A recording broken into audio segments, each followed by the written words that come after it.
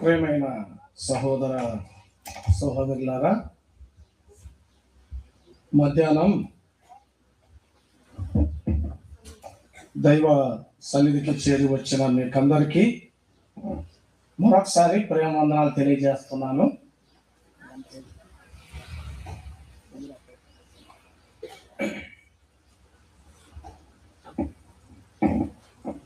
ఇది చాలా ప్రమాదకరమైన సమయం. ఎందుకు చెప్పండి?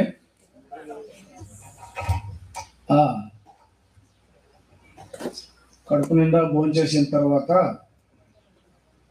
నిద్రపోవాలని ఉంటుంది, కానీ వాక్యం వినాలని ఉండదు. ఒకసారి ఆఫ్టర్నూన్ క్లాస్లో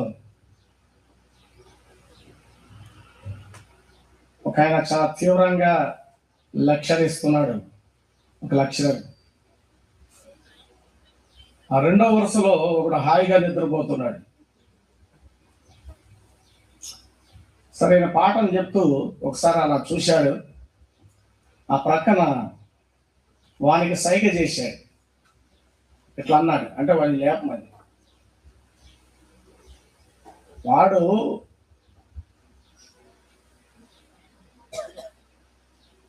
వరిగా చూస్తా ఉన్నాడు. అయ్యవారి వైపు, లక్షణాల వైపు, గుడ్లూరి మీద. ఇంకేం అర్థం కాలేదు. మళ్ళా రెండవసారి ఇట్లా అన్నాడు, లేపని. ఇంకా ఊరి మీద చూస్తున్నాడు లక్షణాలు. వాడు లేపడంలా. కోపం వచ్చింది. రే వాడిని లేపన్నాడు. అనగానే వాడిని లేపలేదు, కానీ వీళ్ళు లేచి పడుకోబెట్టేది మీరు, లేపేది నేనా అన్నాడు. పడుకోబెట్టేది మీరు మీ లక్షణాలతో, లేపేది మేమా? మీరే లేపుకోండి. కాబట్టి కొన్నిసార్లు ప్రసంగికులు కూడా పడుకోబెడతారు.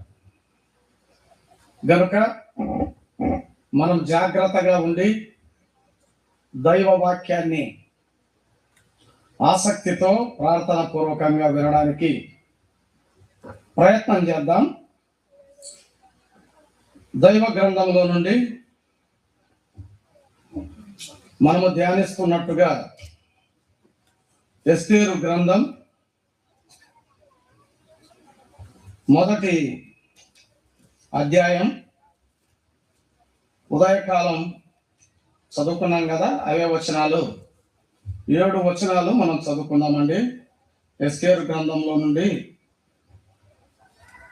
మొదటి అధ్యాయం 7 వచనాల వరకు మాత్రం చదువుకుందాం, లేదా 8 వచనాల వరకు చదవచ్చు. అహస్వరోషు దినములలో జరిగిన చర్యల వివరము.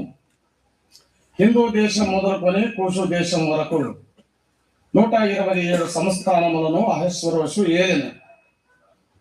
ఆ కాలమందు అహస్వరోషు సూషణ కోటలో నుండి రాజ్య పరిపాలన చేయుచుండగా, తన ఏలుబడి యందు 3వ సంవత్సరమున తన అధిపతులకందరికీ సేవకులకును విందు చేయించెను.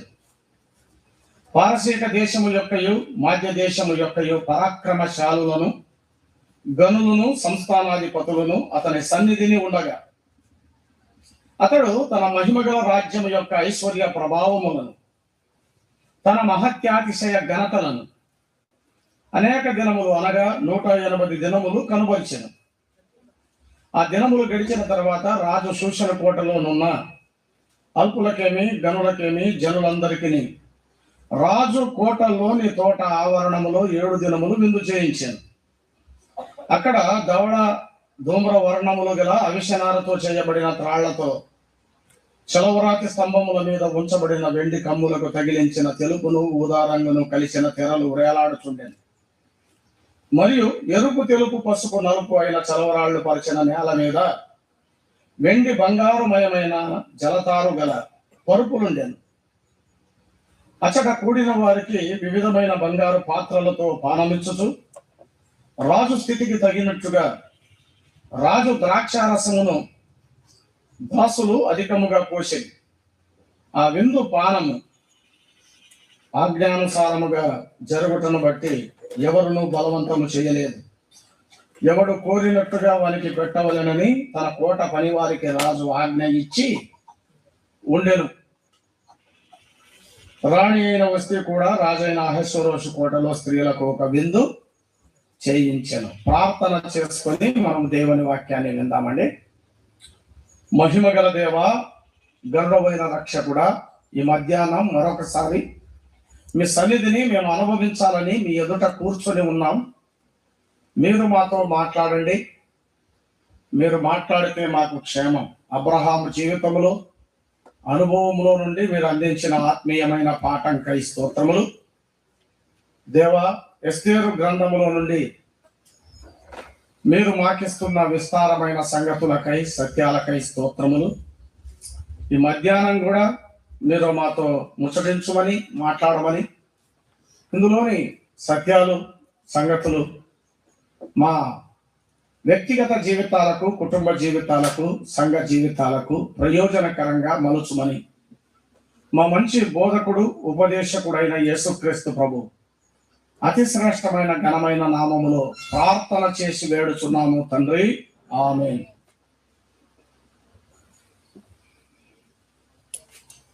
ప్రియమైన వారలారా, ఎస్తేరు గ్రంథం యొక్క విశేషాలు మనము ఉపోద్ఘాతం అలాగే విశేషాలు ప్రాముఖ్యమైన అంశాలు వినగలిగాం. అయితే ఈ మొదటి అధ్యాయం ఈ 9 వచనాల వరకు ఉన్న విషయాలు అక్కడక్కడ మనం కొన్ని విషయాలు ఏరుకొని అందులో నుండి మనం ఆత్మీయమైన పాఠాలు నేర్చుకుందాం. అహశ్వరోసు 127 సంస్థానాలను ఏకఛత్రాధిపత్యంగా ఆనాడు ఏలుతున్న శక్తి కలిగిన నియంత. ఆయన తన రాజ్య మహిమాతిశయములను కనుబరచాలి. 4వ వచనంలో ఉంది కదా, కనుబరిచెను అనే మాట ఉంది. కనుబరిచెను కాబట్టి తన రాజ్య మహిమాతిశయములను కనుబరచాలని అతడు చాలా సంబరపడ్డాడు. ఇది ఒక రకంగా అతిశయముతో కూడిన చర్య, గర్వముతో ఊగిపోవటం అంటారు. నాశనమునకు ముందు గర్వము నడుచును, పడిపోవడానికి ముందు అహంకారమైన మనస్సు నడుచును. ఎందుకంటే ఇతడు ఒక కోపిష్టి, ఆగ్రహ ఆవేశాలకు లోనయ్యేవాడు, సొంత నిర్ణయాలు చేయడు, వేరే వారి ఆలోచనలపైన ఆధారపడతాడు. చాలాసార్లు మన కుటుంబ జీవితాల్లో ఆలోచనకర్తలు ఉండడం మంచిదే, కానీ చివరి నిర్ణయం చేయవలసినది కుటుంబ యజమానుడు, సంఘ పెద్దలు. గనుక వేరే వారి నిర్ణయాలపైన పూర్తిగా ఆధారపడడం ద్వారా కూడా కొంత మనం నష్టాన్ని కొని తెచ్చుకుంటాం. ఈ అహశ్వరోసు చరిత్రకు అందని వాడేం కాదు, చరిత్రకు సుపరిచితుడే. ఎజ్రా గ్రంథంలో దీన్ని గురించి మనం వినగలం. దానియేలు గ్రంథంలో కూడా దర్యావేషు అని ఉంటాడు. దర్యావేషు యొక్క కుమారుడే ఈ అహశ్వరోషు, పారసీక దేశపు రాజు. పిల్లరా, ఈ అహశ్వరోషు గురించి మనం మాట్లాడడం కన్నా ఈయన సంస్థానాన్ని గురించి మాట్లాడడం కన్నా మన ప్రభువైన యేసుక్రీస్తు యొక్క సాన్నిధ్యం, ఆయన సంస్థానం మాట్లాడడం మంచిది.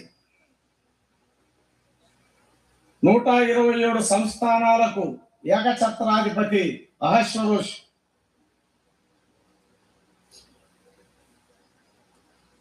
స్థానిక సంఘ రూపాలన్నిటికీ ఒక్కటై ఉన్న సార్వత్రిక సంఘానికి పునాది, ముఖ్యమైన మూలరాయి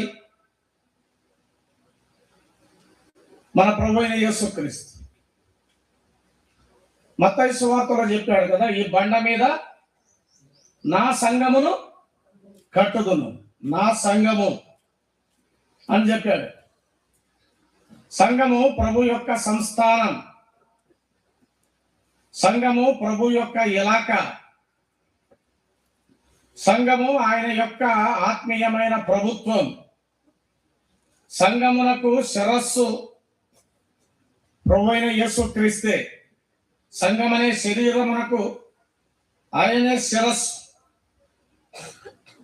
కాబట్టి ఆయన ఇలాకా, ఆయన పాలన, ఆయన ప్రభుత్వం కింద మనం కొన్ని ఆలోచనలు చేయవచ్చు. అహశ్వరోషును మనం దృష్టిలో పెట్టుకొని కాదు, కానీ మన ప్రభువైన యేసుక్రీస్తును మనం దృష్టిలో పెట్టుకొని ఆత్మీయమైన సందేశాలు విందాం. అహశ్వరోషుతో ప్రభువుకు పోలిక లేదు,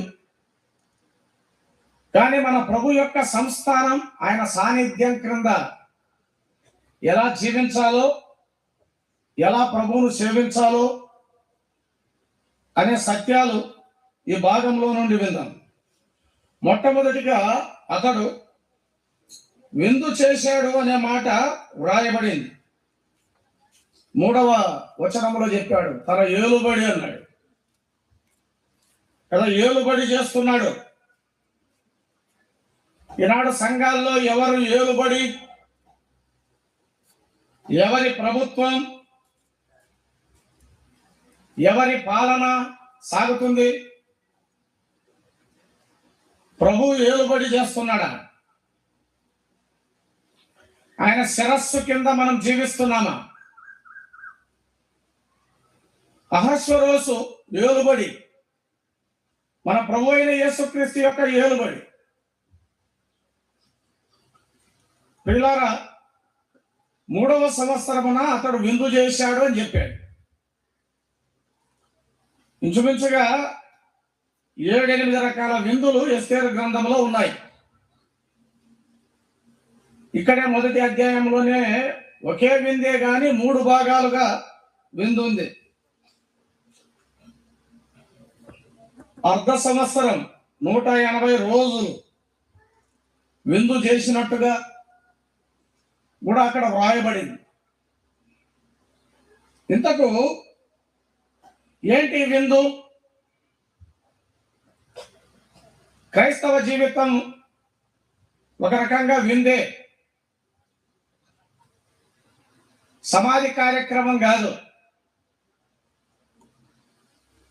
క్రైస్తవ జీవితం ఆనంద సంతోషాల పండుగ. కాబట్టి మనము ఆనందంగా ఉండాలి, ఉత్సాహంగా ఉండాలి.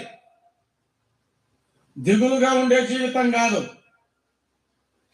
ఆనంద గానముతో రండి, ఉత్సాహంతో రండి,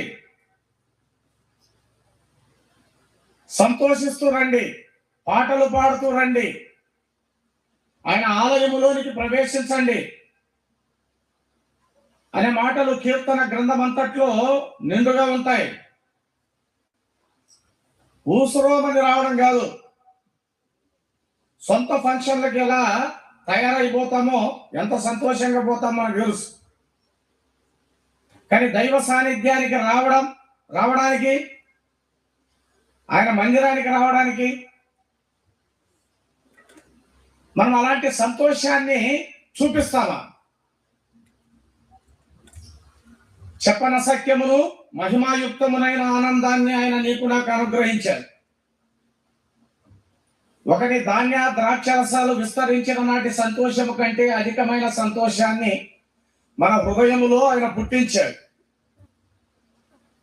ఆయన మనల్ని సంతోషముతో నింపాడు. కాబట్టి క్రైస్తవుని దినాలు అవి విందు దినాలే, అవి సంతోషకరమైన దినాలే. అందుకే పరమగీతం 2వ అధ్యాయం 4వ వచనంలో చదివితే అతడు తన విందుశాలకు తోడుకొని పోయెను, తన ప్రేమను ధ్వజముగా ఎత్తెను. ఎక్కువగా ఆదివారం ఆరాధనలో ఇలాంటి అనుభవాలు మనం పాడుతుంటాం, చదువుతుంటాం. అతడు విందుశాలకు తోడుకొని పోయాడు. ఒక రకంగా సంఘము విందుశాల, వధశాల కాదు కదా. కొంతమంది పిల్లల్ని ఈడ్చుకు రావాల్సి వస్తుంది. ఎక్కడికి? సండే స్కూల్కి కానీ, యూత్ మీటింగ్ కానీ, మందిరానికి కానీ ఈడ్చుకు రావాల్సి వస్తుంది. కారణాలు ఏంటి? ఇది వధశాల కాదు. సంఘము అనేది విందుశాల. మనం ఎందుకు వస్తున్నాం? విందుకు వస్తున్నాం. యేసుక్రీస్తు ప్రభువు ఉన్నాడంటే అక్కడ విందే కదా. యోహాను సువార్త 12వ అధ్యాయంలో మనం చూడగలం కదా. వారు విందు చేశారు, వారు విందు చేశారు గనుక ప్రభు ఉండే స్థలం అది విందే. అది సంతోష ఆనందాల సంబరం. పరమగీతం 1వ అధ్యాయం మనం గమనిస్తే అసలు ఎస్తేరు గ్రంథం విందులతో ప్రారంభమై విందులతో ముగుస్తుంది. పరమగీతం చూడండి, మనకు తెలుసు. పరమగీతం సామెతల గ్రంథం తర్వాత ప్రసంగి గ్రంథం తర్వాత పరమగీతం 1వ అధ్యాయం 1వ వచనం. సొలొమోను రచించిన పరమగీతము. నోటి ముద్దులతో అతడు నన్ను ముద్దు పెట్టుకొనెను అన్నాడు. అంటే అర్థం ఏంటంటే నీ ప్రేమ ద్రాక్షారసము కన్నా మధురము, అది సువాసన గలది అనే మాటలు అక్కడ ఉన్నాయి. అతడు నోటి ముద్దులతో నన్ను ముద్దు పెట్టుకున్నాడు.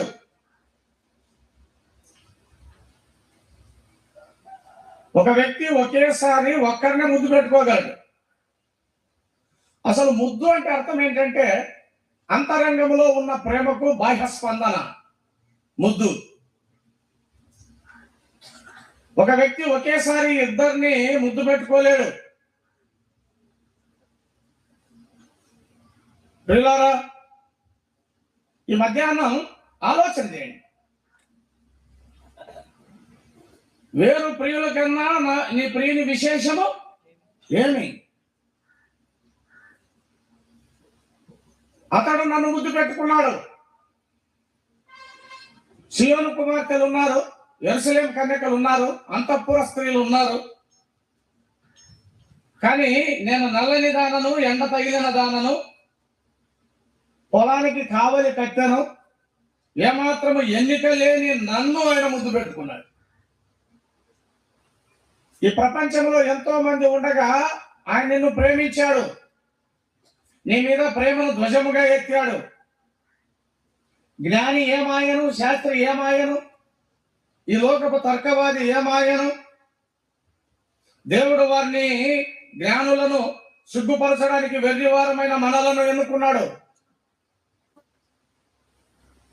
ఆలోచన చేయండి. ఆయన మనల్ని ముద్దు పెట్టుకున్నాడు. ఏమి చూసి ఆయన మనల్ని ప్రేమించాడు? మనలో ఏముంది కదా? ముద్దులతో ప్రారంభమై ముద్దులతో ముగించబడే గ్రంథం పరమగీతంలోనే 8వ అధ్యాయం చూడండి. చివరి అధ్యాయంలో 1వ వచనము మధ్య భాగంలో చదవండి. నీవు నా ఎడలో ఉండిన ఎంతో మేలు, అప్పుడు నేను బయట నీకు ఎదురై ముద్దులిడుదును. నువ్వు నన్ను ముద్దు పెట్టుకున్నావు, నన్ను ప్రేమించావు, ప్రేమను ధ్వజముగా ఎత్తావు. నీ ప్రేమ నా జిహ్వకు మధురం.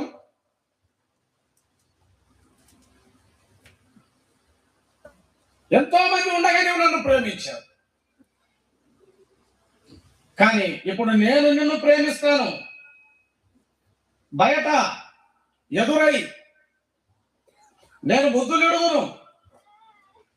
రహస్యంగా కాదు, బహిరంగంగా నేను నిన్ను ప్రేమిస్తాను. బహిరంగంగా నేను నిన్ను అనుసరిస్తాను. బహిరంగంగా నేను నిన్ను స్తుతిస్తాను. బహిరంగంగా నేను నిన్ను ప్రకటిస్తాను, బహిరంగంగా నేను నిన్ను ప్రేమిస్తాను. గుణాచారంలో కాదు, రహస్య స్థావరాల్లో నుండి కాదు, ఏదో చాటు స్థలంలో ఉండి కాదు, బహిరంగంగా అందరి ఎదుటనే నేను సాక్ష్యమిస్తాను, నేను ప్రేమిస్తాను, నేను ఎదురై నీకు ముద్దు నిడుదును. కదా ప్రభు మనల్ని ప్రేమించాడు, నిజమే. మనం ఆయన ప్రేమిస్తున్నామా? ఆయన మనల్ని ముద్దు పెట్టుకున్నాడు, నిజమే. మనం ఆయన ముద్దు పెట్టుకుంటున్నామా? కుమారుని ముద్దు పెట్టుకోండి, కుమారుని ముద్దు పెట్టుకోండి. లేని ఎడల ఆయన కోపిస్తాడు. ముద్దు ప్రేమకు గుర్తు, అంతరంగంలో ఉన్న ప్రేమకు బాహ్యమైన గుర్తది. ప్రేమైన వాళ్ళ, నేను బయట నీకు ఎదురై ముద్దు నిడుదును, ఎవరును నన్ను నిందింపరు, ఎవరును నన్ను నిందింపరు. ఒకవేళ నిందించినా నాకేం ఇబ్బంది ఏం లేదు. నేను నిన్ను ప్రేమించడం మానను, నేను సేవించడం మానను, నీ అందు ఆనందించడం నేను మానను, సంతోషించడం నేను మానను.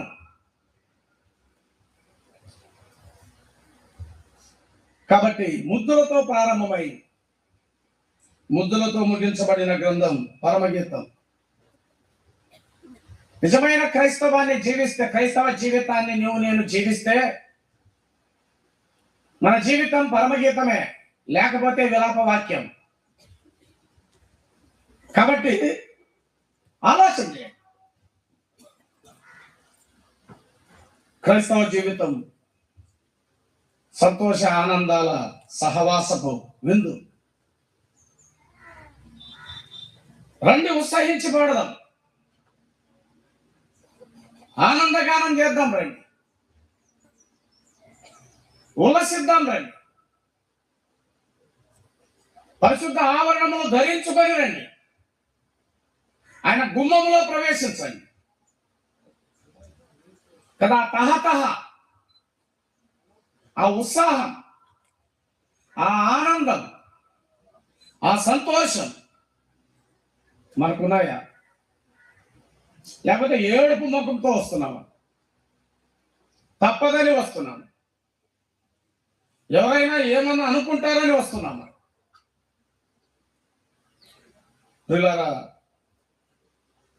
క్రైస్తవ జీవితం విందు. అతడు విందు చేశాను, అతడు ఏలుబడి, అతడు రాజ్యానికి వచ్చిన ఏలుబడిలో 3వ సంవత్సరమున అతడు విందు చేశాను అనే మాట, విందు చేయించెను అనే మాట చూస్తున్నాం. 3వ వచనం చూడండి, 3వ వచనంలోనే విందు చేయించెను, పారసీక దేశము యొక్కయు మాధ్య దేశము యొక్కయు పరాక్రమశాలులను గనులను సంస్థానాధిపతులను అతని సన్నిధిని ఉండగా అన్నాడు. అతని సన్నిధిని ఉండగా, ఆయన సంస్థానంలో అహశ్వరోషు సన్నిధి. పిల్లరా, మన ప్రభువైన యేసుక్రీస్తు సమాజములో, సంఘములో కదా ఆయన సన్నిధి, మన ప్రభు యొక్క సన్నిధి కదా, రాజు సన్నిధి. రాజానే సన్నిధిలో ఉంటామయ్యా అని పాట పాడతాం. నేను ఉండాలేనయ్యా, బ్రతకాలేనయ్యా, నీవే లేకుండా ఉండాలేనయ్యా.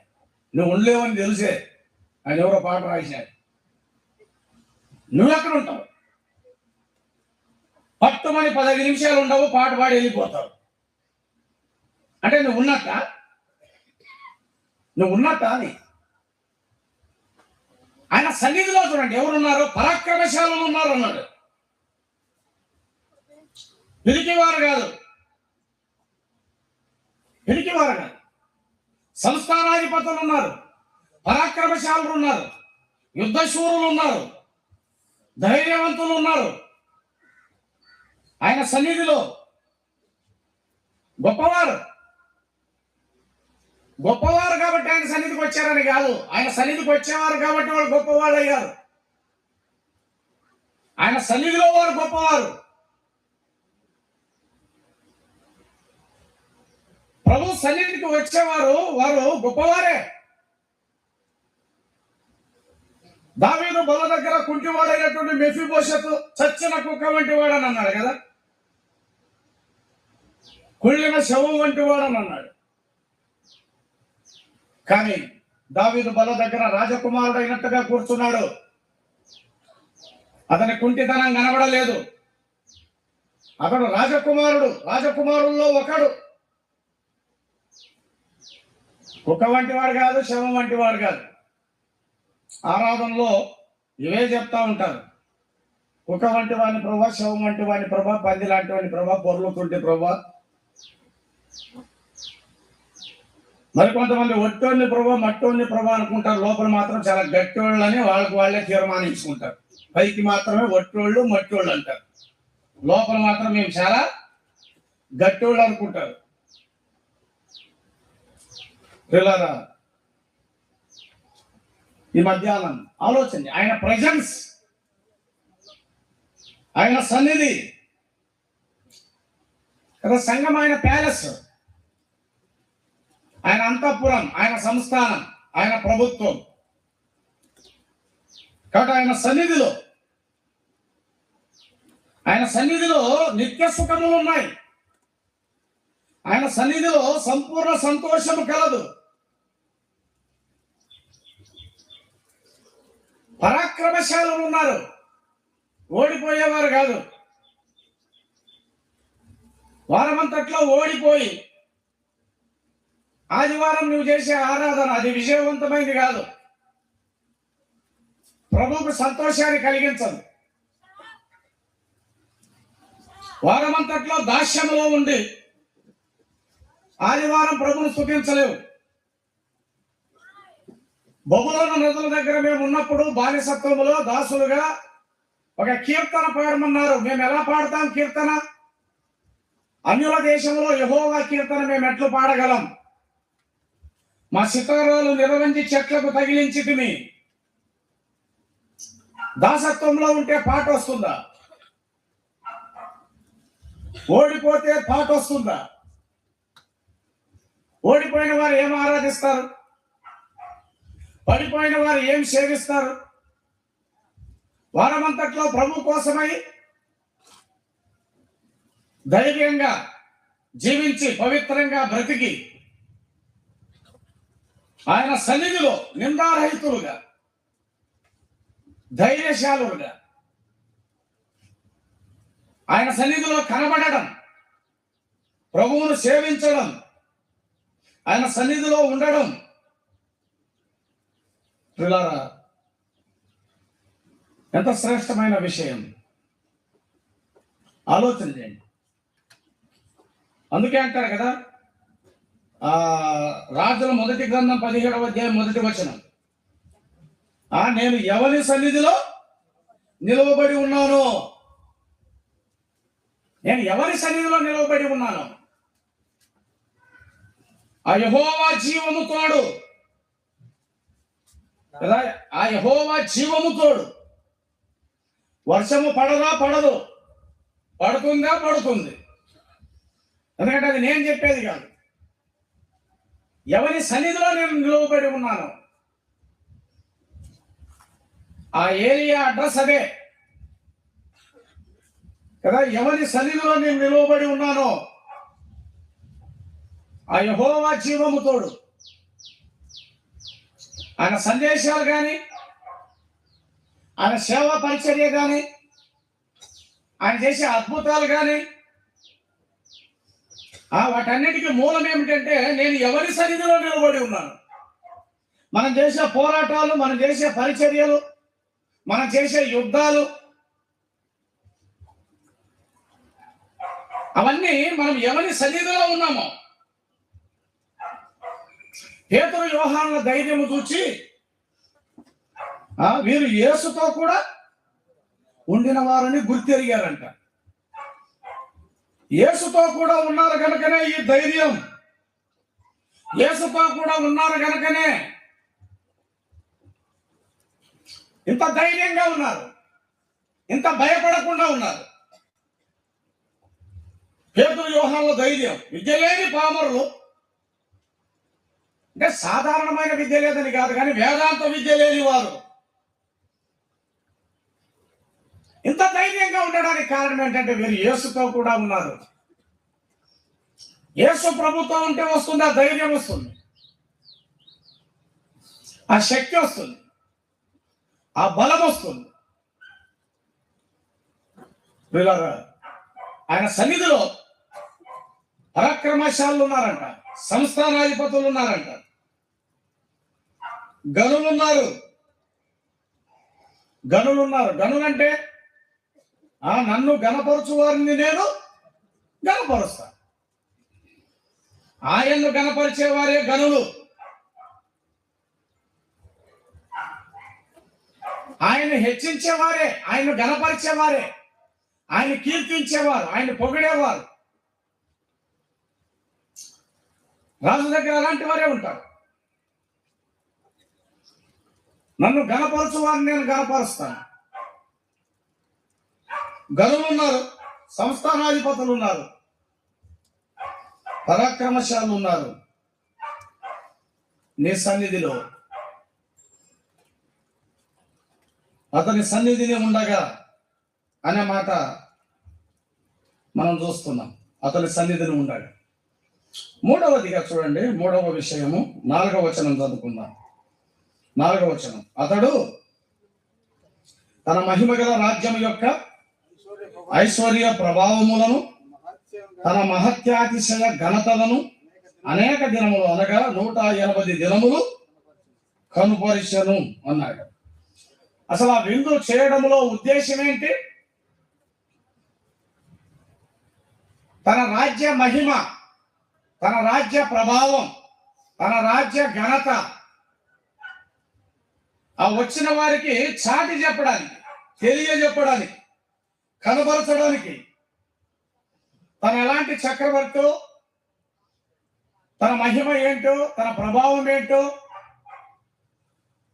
అతడు చూపించుకోవడానికి చేశాడు. పిల్లరా, కనుబరచగా అన్నాడు, కనుబరిచను. మరి నీ సంగతి, నా సంగతి ఏంటి? ఆయన సంస్థానానికి, ఆయన సంఘానికి, ఆయన సహవాసానికి మనం వచ్చాం. కానీ వచ్చిన మనం ఏం చేయాలి? ఆయన రాజ్య మహిమ, ఆయన రాజ్య ఘనత, ఆయన రాజ్య ప్రభావం, ఆయన మహిమాతిశయ ఘనతలు, ఆయన కీర్తి భూలోకంలో ఉండగా మత్తయి సువార్త కానీ, లూకా సువార్త కానీ, ప్రభువైన యేసుక్రీస్తు సేవకుడిగా ఆయన పరిచర్య చేస్తుండగా నన్ను ప్రసిద్ధి చేయవద్దని చెప్పాడు. నన్ను ప్రసిద్ధి చేయవద్దు. ఎప్పుడైతే నన్ను ప్రసిద్ధి చేయవద్దని చెప్పాడో ఇంకా ఎక్కువగా ప్రసిద్ధి చేశాడు. నీ ఇంటికి వెళ్ళమని చెబితే దయ్యం, చాలా దయ్యాలు పట్టి బాగైన వాడిని ఇంటికి వెళ్లకుండా దెక్కపోలికి వెళ్ళాడు. దెక్కపోలి అంటే 10 పట్టణాలకు వెళ్ళాడు. నీ ఇంటికి వెళ్ళాలని యేసు ప్రభు చెప్పాడు, 10 పట్టణాలకు వెళ్ళాడు. ఎందుకు? చాటడానికి, ప్రకటించడానికి. కానీ నీకు నాకు ఆయన ఇచ్చిపోయిన ఆజ్ఞ ఏంటో తెలుసా? మీరు సర్వలోకానికి వెళ్ళి సర్వ సృష్టికి సువార్త ప్రకటించండి అని చెప్పాడు. సర్వ సృష్టికి వెళ్ళండి అన్నారు. మన సొంత ఇల్లు కూడా దాటడం లేదు మనం.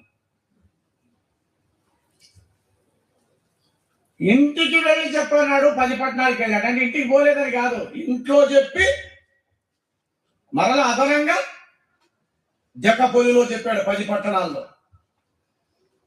నువ్వు ఇంకా ఇంట్లోనే చెప్పలేదు, ఇంకా 10 పట్టణాలకు ఎప్పుడు వెళ్ళేది? ఆయన రాజ్య ప్రభావం, పరలోక రాజ్యము సమీపించి ఉన్నది,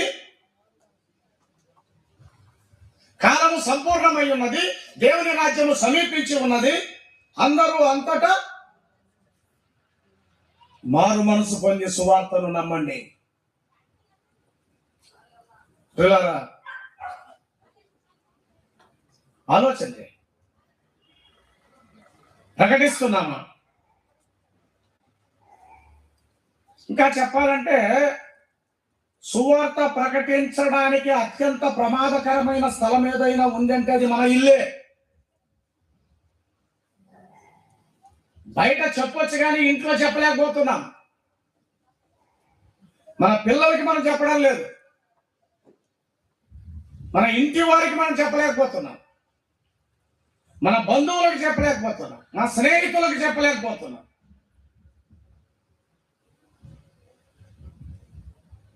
మొదట ఆయన రాజ్యమును నీతిని వెతకండి, అప్పుడు అవన్నీ మీకు అనుగ్రహించబడును. రొట్టె ఆయన ఇస్తాడు, ముందు రాజ్యం వెతుకు. ముందు మనం రొట్టెను వెతుకుతాము, రాజ్యాన్ని పోగొట్టుకుంటాం. రాజ్యము వెతికితే రొట్టె నీ నోటికి అందుతుంది. అసలు నీకేమి కావాలో పరలోకపు తండ్రికి తెలియను. ఆయన రాజ్య మహిమ ప్రభావాలు మనము చాటి చెప్తున్నాము. పరలోక రాజ్య సువార్తను మనం ప్రకటిస్తున్నాము. ఆయన మహిమ రాజ్యాన్ని గురించి మనం వర్ణిస్తున్నాము, చాటుతున్నాము, ప్రకటిస్తున్నాము.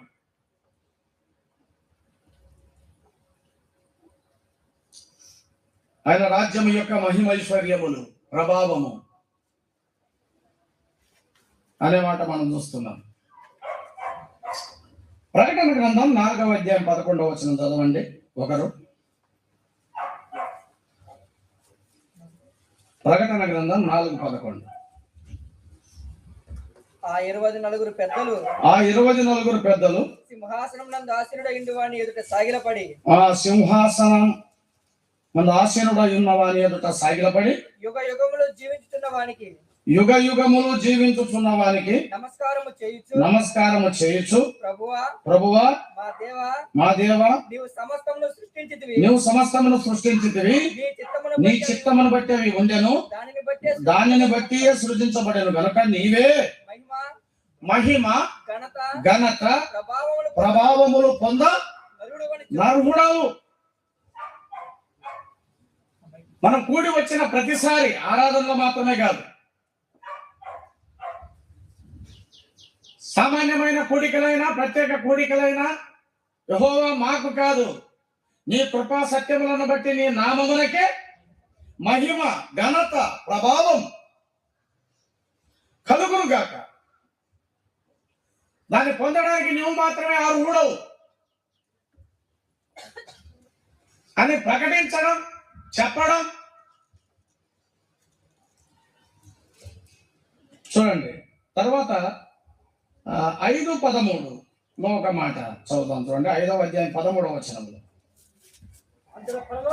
అంతర పరలోకమందును భూలోకమందును భూమి క్రిందను సముద్రములో ఉన్న ప్రతి సృష్టము అనగా వాటిలోనున్న సర్వమును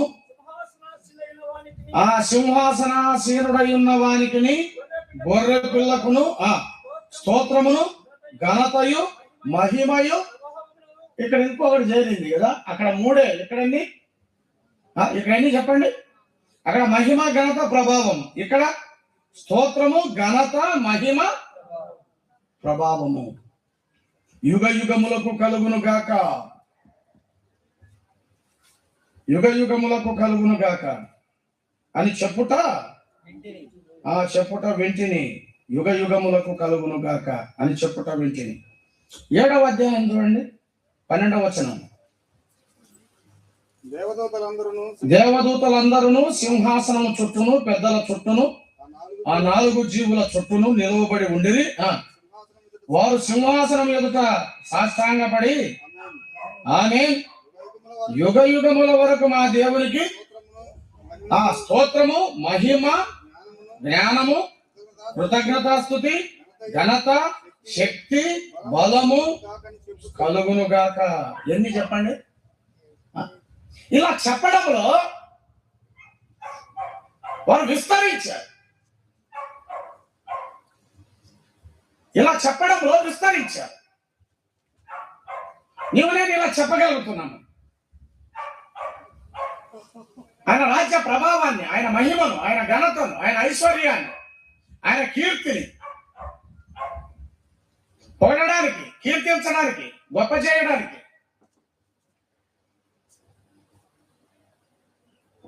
పిల్లరా మనం వస్తున్నామా?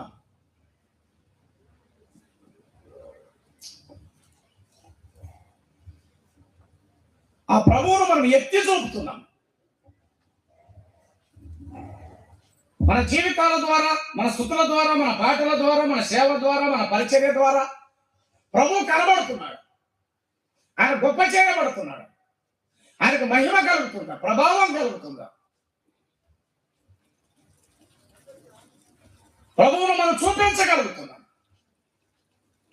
ఒకసారి ఒక పెద్ద చర్చి, మత సంఘమేది,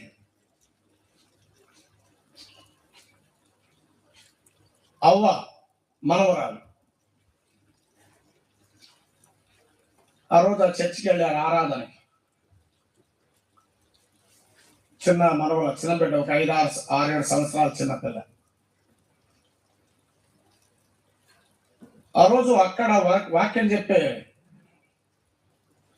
బోధకుడు లేదా వాళ్ళ పాస్టరు వేరే చర్చికి వెళ్ళాడు. ఆ చర్చికి ఒక గెస్ట్ వచ్చాడు వాక్యం చెప్పడానికి. సరే, వీళ్ళ పాస్టర్ చాలా ఎత్తుంటాడు, ఈయన మాత్రం చాలా పొట్టిగా ఉన్నాడు. ఆ రోజు వచ్చిన గెస్ట్ స్పీకర్. సరే, ఆరాధన అయింది, ఆయన వాక్యం చెప్పాడు, కోడికి ముగించబడింది, అందరికి వందనాలు చెప్పుకొని అలా వెళ్ళిపోతున్నారు. వెళ్ళిపోయేటప్పుడు మాట్లాడుకునే మాటలు ఏముంటాయి చెప్పండి? మన గోపాల్ రెడ్డి గారు చెప్పినట్టుగా స్పీకర్స్ కి మార్కులు వేసేవి కదా. ఆయన బాగా చెప్పాడా, ఈయన బాగా చెప్పాడా, వాళ్ళు ఎట్ట పాడారు, వీళ్ళు ఎట్ట పాడారు, వాళ్ళు ఎట్ట ప్రార్థన చేశారు, జనరల్గా ఇవే వచ్చేది. నాకేం అర్థమైంది, నేనేం దిద్దుకున్నాను, పొరపాటును కూడా మనం చెప్పము. వాళ్ళిద్దరూ డిస్కస్ చేసుకుంటున్నారు. మన పాస్టర్ కంటే ఈ పాస్టర్ ఎవరో కొత్త పాస్టరు బాగానే చెప్పాడు వాక్యం అని మనవరాలతో అనింది ఆ ముసలావిడ. ఆ చిన్న బిడ్డ, ఏమో నాన్నమ్మ, నాకేం అర్థం కాలేదు, కానీ మన పాస్టర్ నిలబడితే యేసు ప్రభు కనబడ్డాడు, కానీ ఈయన నిలబడ్డాడు, నాకు యేసు ప్రభు కనబడ్డాడు. వీళ్ళెవరో నిలబడ్డారు, నాకు యేసు ప్రభు కనబడ్డాడు. అవునా అని. అవును, ఎందుకంటే ఆ చర్చి గోడ పైన యేసు ప్రభు ఫోటో ఉంది వెనక భాగంలో. వాడు పాస్టర్ ఎత్తుకుంటాడు కాబట్టి ఆ ఫోటో ఈ బిడ్డకు కనబడింది కూర్చున్నప్పుడు. ఈయన వచ్చిన ఆయన పొట్టికున్నాడు కాబట్టి ఇప్పుడు ఏం కనబడింది? యేసు ప్రభు ఫోటో కనబడింది. మన పాస్టర్ నిలబడితే యేసు ప్రభు కనబడడు, కానీ ఈయనెవరో నిలబడ్డాడు. ఈరోజు నాకు యేసు ప్రభు కనబడ్డాడు. సామాన్యమైన విషయమే కానీ మనం నిలబడితే యేసు ప్రభు కనబడుతున్నాడు. పాట పాడిన, వాక్యము చెప్పిన, ఆరాధన తలంపులు అందించిన, చిన్న హెచ్చరికలు చేసిన ప్రభు కనబడుతున్నాడా? ప్రభువును చూపిస్తున్నామా? ప్రభువును చూడగలుగుతున్నారా? ఆయన మహిమను చూడగలుగుతున్నారు? ఆ అనుభూతి కలుగుతుందా?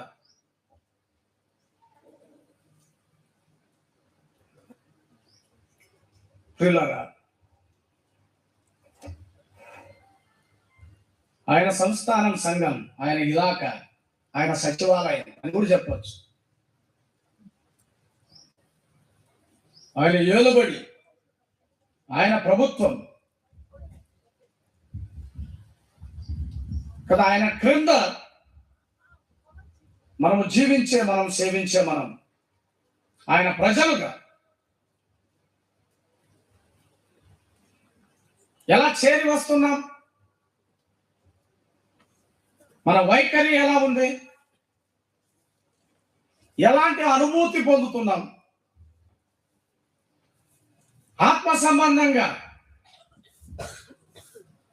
ఎలాంటి ప్రతిస్పందనలు మన హృదయంలో ఉన్నాయి? ప్రభువును చూడగలుగుతున్నామా? ప్రభువును చూపగలుగుతున్నామా?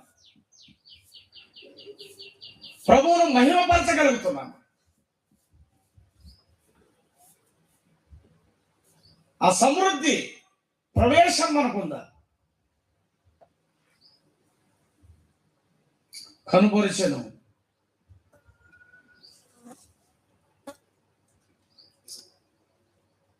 తర్వాత 7వ వచనం చూడండి. 7వ వచనం, అది చాలా ఆహ్లాదకరమైన వాతావరణం, అందమైన వాతావరణం. అక్కడ తెరలు కానీ, పరుపులు కానీ, చలవరాతి రాళ్ళు కానీ, అదంతా చూస్తుంటే చాలా ఆహ్లాదంగా ఉంది. ఆహ్లాదమైన వాతావరణంలో వారు ఉన్నారు.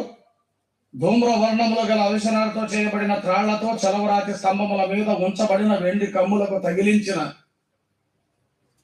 తెలుపును ఊదా రంగును కలిసిన తెరలు వేలాడుచుండెను అని చెబుతూ, ఎరుపు, నలుపు, పసుపు, తెలుపు అయిన చలువరాళ్లు పరచిన నేల మీద వెండి బంగారమయమైన జలతారులు గల పరుపులు ఉండెను. అచ్చట కూడిన వారికి వివిధమైన బంగారు పాత్రలతో పానమిచ్చుచు, రాజు స్థితికి తగినట్టుగా రాజు ద్రాక్షారసమును దాసులు అధికముగా పోసిరి. కూడిన వారికి అన్నాడు. అక్కడ కూడిన వారికి, అక్కడ కూడి రావడం అనేది గొప్ప సంగతి. సంఘము ఏ గడప దగ్గర కూడొస్తుందో అక్కడికి నువ్వు రావాలి. కూడిక అంటాం. చాలాసార్లు కూడిక అంటాం, కానీ ఆ కూడికలో చాలా తీసివేతలు ఉంటాయి కదా.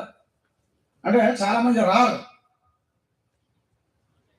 ఆరాధనకు వచ్చినంత మంది బైబిల్ స్టడీకి రారు, బైబిల్ స్టడీకి వచ్చినంత మంది ప్రార్థన కూడికకి రారు.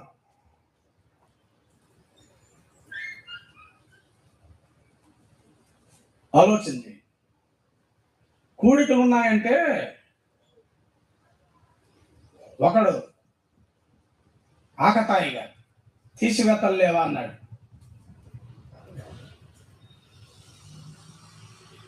అవును, కూడికకి రాకపోతే నువ్వు తీసివేతే, నీకేం కలిసి వచ్చేది ఏం లేదు.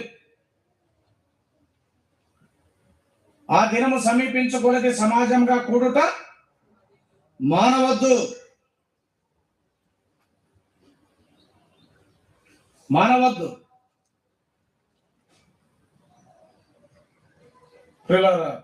ఇక్కడ గమనిస్తే రాజు స్థితికి తగినట్టుగా అన్నాడు కదా. మన కూడికలు కానీ, మన సభలు కానీ, మన పరిచర్య కానీ మన స్థితికి తగినట్టుగా, రాజు స్థితికి తగినట్టుగా. అక్కడ ద్రాక్షారసము అధికముగా పోసేది. అధికముగా పోసారంట ద్రాక్షారసం. అధికముగా పోస్తే ఏం జరుగుతుంది చెప్పండి? అధికముగా తాగుతారు. అధికముగా తాగితే మత్తెలుతారు, మూర్ఛిల్లుతారు.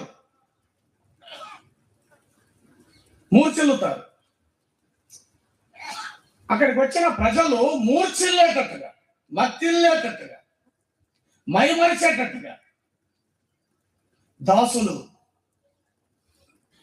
ద్రాక్షరసాన్ని పోశారు. మన ధ్యానాలు కానీ, సందేశాలు కానీ,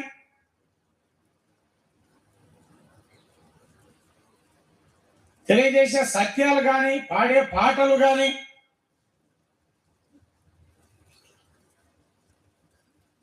కదా, మూర్ఛిల్లునట్లుగా ఉండాలి. కావాలంటే చూడండి, మీకు అర్థమయ్యే టైప్లో చెప్పాలంటే పరమగీతం 2వ అధ్యాయం 5వ వచనం. పరమగీతం 2:5 చదవండి. పరమగీతం 2:5. ప్రేమాతిశయము చేత అధికముగా పోశారంటే ఆయన సన్నిధిలో ఏముంది? ప్రేమాతిశయము చేత నేను మూర్ఛిల్లుచున్నాను, మత్తిల్లుచున్నాను, నేను మైమరిచిపోతున్నాను, నేను లీనమవుతున్నాను. దేంట్లో? నా ప్రియుని ప్రేమలో, ఆయన పొందులో, ఆయన సహవాసములో, ఆ కూడి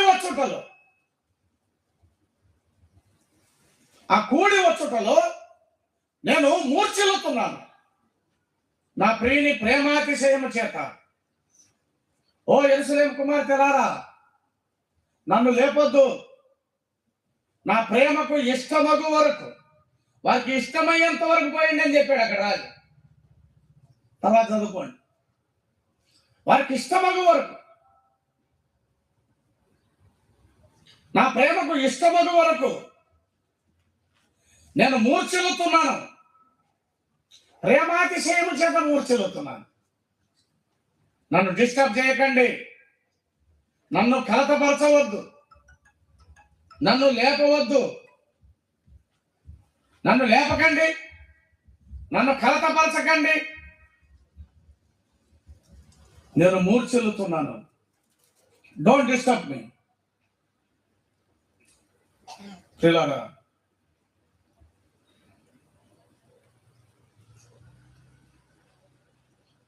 ఆ యెరూషలేము కుమార్తెలు, ఈ నామకార్థ క్రైస్తవ్యం ఉందే, ఈ నామకార్థులు, ఈ పైకి భక్తి కలిగిన వారు, లోపల అంతరంగంలో విశ్వాసం లేని వారు, శరీరానుసారులు, ప్రకృతి సంబంధులు, వారికి ప్రభు ప్రేమ విలువ తెలియదు, ఆరాధన విలువ తెలియదు, దేవుని వాక్యపు లోతులు తెలియవు. వారు కలతపరుస్తారు, డిస్టర్బ్ చేస్తారు, తొందర పెడతారు. కానీ ఈ నామకార్థ క్రైస్తవ్యం అలాంటిదే. ఈ సియోను కుమార్తెలు, యెరూషలేము కుమార్తెలు సొలొమోను పల్లకిని అలంకరించువారు. వారు పల్లకిని అలంకరిస్తారు కానీ పల్లకిలో వారు ఉండరు.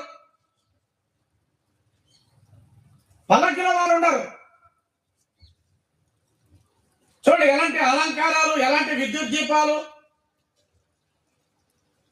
క్రిస్మస్ వచ్చిందంటే ఎలాంటి సంబరాలు, అంబరాన్ని నడుతూ ఉంటాయి. కానీ సంఘము ఆయన ప్రేమాతిశయము చేత మనం మూర్ఛిల్లాలి.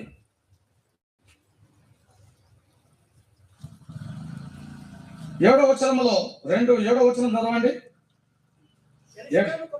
యెరూషలేము కుమార్తెలారా, పొలములోని ఇరులను బట్టి, లేళ్లను బట్టి, అంటే పొలములోని ఎరువులు, లేళ్లు, అబ్బో ఎలా గంతులేస్తాయో, ఎలా సంతోషిస్తాయో, ఎలా ఉరకలేస్తాయో. కాబట్టి వాటిని బట్టి నేను ప్రమాణం చేసుకుంటున్నాను.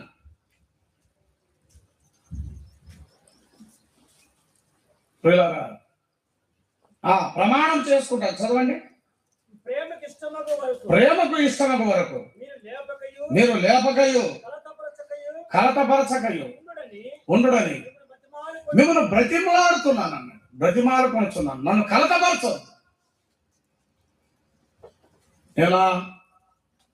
ఆ ప్రియుని పొందుతో, సహవాసముతో నన్ను నిండిపోని, నా మధ్య నిండిపోని. అలాంటి సహవాసం,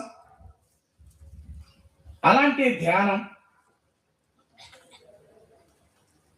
అలాంటి ప్రేమాతిశయముతో మనం నింపబడుతున్నాము. హృదయపూర్వకమైన, ధ్యానపూర్వకమైన భక్తి విశ్వాసాలు మన హృదయంలో ఉన్నాయా? మార్క్స్ వార్త 14:3 కూడా ఒక మాట చెప్పాడు కదా. చూడండి, ఒక మాట చదవండి. మార్క్ 14:3 కూడా, వారు తనతో కూడా ఉండినట్లు దెయ్యములను వెళ్ళగొట్టు అధికారము గలవారై. మార్క్ 14:3 ఆయన బేతనీయలో భోజనములకు కూర్చుండి ఉన్నప్పుడు ఒక స్త్రీ మిక్కిలి విలువ గల అచ్చ జటామాంసి అత్తరు బుట్టి తీసుకొని వచ్చి ఆ అత్తరు పగలగొట్టి ఆయన తల మీద పోసాను. అయితే కొందరు కోపపడ్డారంట.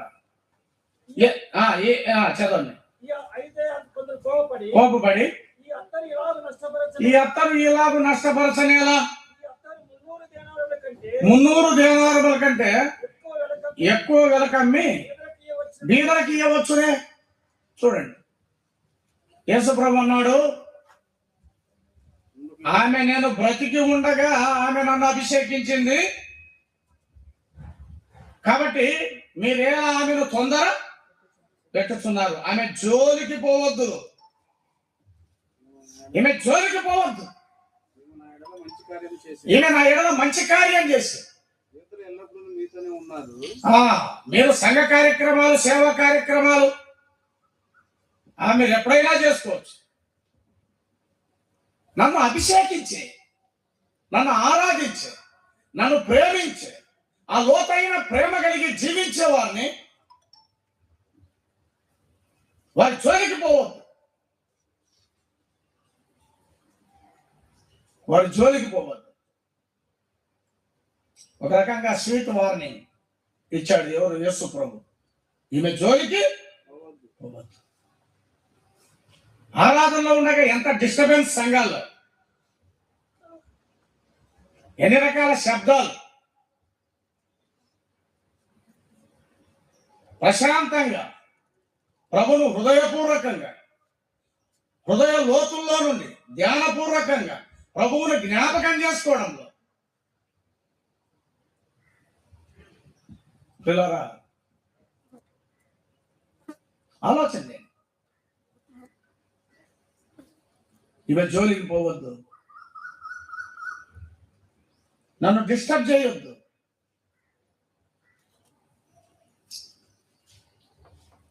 సొలొమోను రాసిన 3 గ్రంథాలు, సామెతల గ్రంథం, ప్రసంగి, పరమ సామెతల గ్రంథం ఆవరణం. అక్కడ కొందరే వస్తారు, అన్యులు, నమ్మని వారు అందరికీ సామెతల గ్రంథం. అక్కడ కొన్ని సూత్రాలు చెప్పాడు, జీవన సూత్రాలు. ప్రసంగి గ్రంథం పరిశుద్ధ స్థలం, దైవ భక్తికి సంబంధించిన విషయాలు అక్కడ చెప్పాడు సూర్యుని క్రింద. పరమగీతము దేవాలయంలో ఉండే 3వ భాగం అతి పరిశుద్ధ స్థలం. అది అతి పరిశుద్ధ స్థలం పరమగీతం. ఈ అతి పరిశుద్ధ స్థలానికి వచ్చేవారు కొందరే, అందరు రాలేరు. ఆవరణానికి అందరూ వస్తారు. పరిశుద్ధ స్థలానికి కొద్దిమందే వస్తారు. కానీ అతి పరిశుద్ధ స్థలానికి ప్రధాన యాజకుడు మాత్రమే వస్తాడు. ఆవరణంలో సూర్యుని వెలుగుంటుంది, పరిశుద్ధ స్థలంలో దీపకాంతి ఉంటుంది, సువర్ణ దీప వృక్షం. కానీ అతి పరిశుద్ధ స్థలంలో ఏ కాంతి ఉండదు. అక్కడ వెలిచూపు వలన కాదు, విశ్వాసము వలననే మనం నడుచుకోవాలి. అక్కడ వెలిచూపు వలన కాదు, అక్కడ వెలుపడి కాంతి ఉండదు. చాలా మంది కోప్పడతారు, ఇలాగ నష్టపరచనేలా, ఇలా జీవించనేలా, ఇలా ఉండనేలా, అవసరమా ఈమెకి? ఓవర్ యాక్షన్ అని పేరు పెట్టేవాళ్ళు కూడా ఉంటారు. పిల్లగా అక్కడ వెలిచూపు వలన, విశ్వాసం వలననే మనం నడుచు. అక్కడ ఏ కాంతి ఉండదు. అతి పరిశుద్ధ స్థలం గనుక ప్రభువులో లీనం కావడం, మైమరిచిపోవడం, మూర్ఛిల్లడం అంటే గర్భగుడిలోనికి ప్రవేశించడం. అతి పరిశుద్ధ స్థలములోనికి వెళ్ళడం. అక్కడ నీకు మరేమి కనబడదు, ప్రభువును సేవించడం తప్ప, పూజించడం తప్ప. అలాంటి లోతైన ఆత్మీయ ఆరాధన, ధ్యాన స్థలముల్లోనికి మనం వెళుతున్నామా? 8వ వచనం చెప్పి నేను ముగించేస్తాను. ఆ విందు ప్రాణం ఆజ్ఞానుసారముగా జరుగుతుంది. ఆజ్ఞానుసారంగా చదివాడు ఒక ఆయన, బ్రదర్ కరెక్ట్ గానే చదివాడు. ఆజ్ఞానుసారంగా అన్నాడు, అజ్ఞానుసారంగా కాదు. అదంతా ఎలా జరిగిందంట? అజ్ఞానుసారంగా కాదు, ఆజ్ఞ. కాబట్టి ఆయన సంస్థానములో, ఆయన పాలనలో కూడికలైనా, పరిచర్య అయినా, సేవ అయినా, అది ఏదైనా, పాటలైనా, ప్రార్థనలైనా ఆజ్ఞానుసారంగా ఉండాలి, లేఖనానుసారంగా ఉండాలి, వాక్యానుసారంగా ఉండాలి. విచ్చలవిడిగా కాదు, ఎవరికి ఇష్టం వచ్చినట్టుగా కాదు.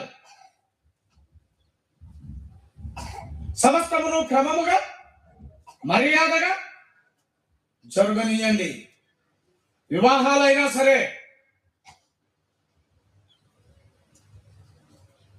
ఏ కార్యక్రమాలైనా సరే, దేవుని నమ్మిన పిల్లల మధ్య